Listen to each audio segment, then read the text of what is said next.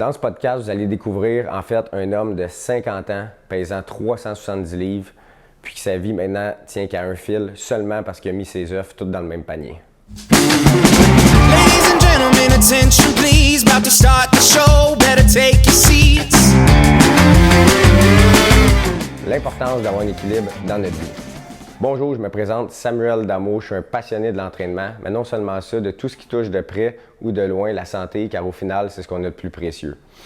Moi, mon but dans la vie, c'est d'aider le plus de gens possible, donc c'est pourquoi j'ai décidé de tourner ce podcast-là, en fait, pour rentabiliser le temps de ceux qui s'entraînent, surtout donner des conseils pour ceux qui tiennent leur santé ou qui ont leur santé à cœur.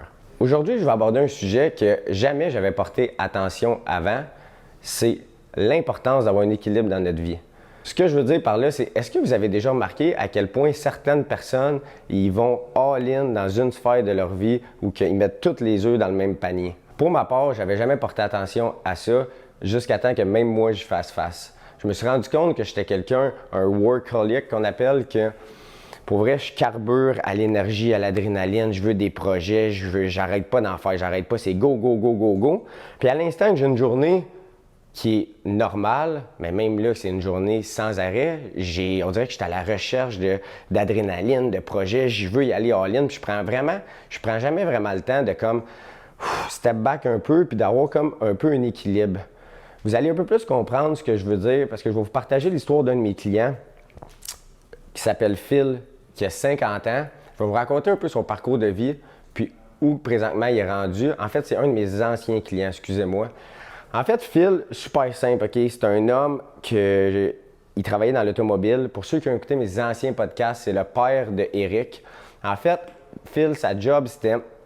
Il achetait des véhicules, des autos, il les bargainait, il faisait des deals dessus, puis il les achetait pas cher en français. Puis, il allait les vendre à des concessionnaires pour ensuite faire un certain profit.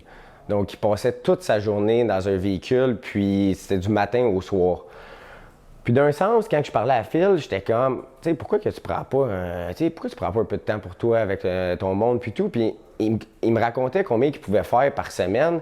Puis sérieusement, c'était pratiquement ce que le monde pouvait faire en un mois. Fait que d'un sens, je pouvais le comprendre qu'il était à 100% dans sa job puis qu'il était vraiment all-in parce que probablement j'aurais fait pareil. Puis, tu sais, être à 100% dans quelque chose, il n'y a rien de mal à ça. C'est juste qu'il faut que ça reste sain. Donc, pour revenir à Phil, il faisait énormément d'argent, OK? Sauf que le seul petit inconvénient, c'est que, comme je vous ai dit, il partait du matin au soir, puis des fois, il me disait, Sam, je remplis mon char, je foule mon char 2 à 3 fois par jour. Fait que c'est juste pour que vous ayez une idée qu'il faisait vraiment du kilométrage. Puis le problème, c'est qu'il était zéro actif. Fait qu'imaginez ça pendant 1 an, 5 ans, 10 ans, 15 ans, 20 ans, 30 ans. Qu'est-ce que vous pensez qui est arrivé? C'est que Phil, en plus de ne pas être actif, il prenait pas le temps de se faire à manger. Fait que ce qui arrivait, c'est qu'il arrêtait 2 à 3 fois par jour dans des fast-foods. Donc, ce qu'il a juste fait, c'est qu'il a juste stocké pendant des années, mais il a fait énormément d'argent par contre. Puis, en plus de ça, c'est qu'il a commencé à négliger toutes les autres sphères de sa vie parce qu'il travaillait tellement à l'argent que ses amis voulaient le voir. Il n'avait pas le temps, il était brûlé. Sa famille voulait le voir. Même chose, pas le temps, brûlé, c'est la job, il faut que je travaille. Fait qu'il a commencé à perdre du monde dans son entourage, puis il a commencé à se retrouver seul.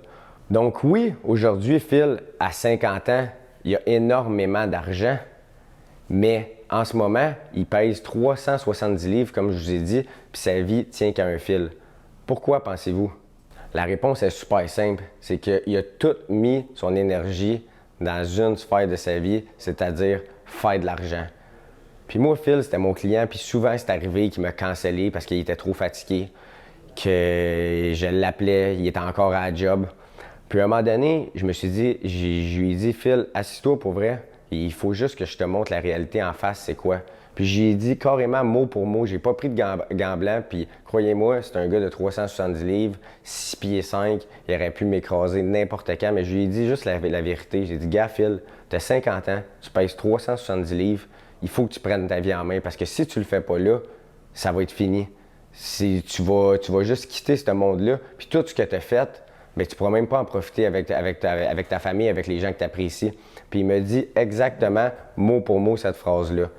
Il me dit « Sam, tout ça va me servir à quoi si je peux même pas rester en vie pour être avec les gens que j'aime et au final, j'aurais même pas pu profiter de tout cet argent quand je vais être mort. » Fait que c'est à ce moment-là précis que Phil il a réalisé à quel point que c'était important d'avoir un équilibre dans sa vie.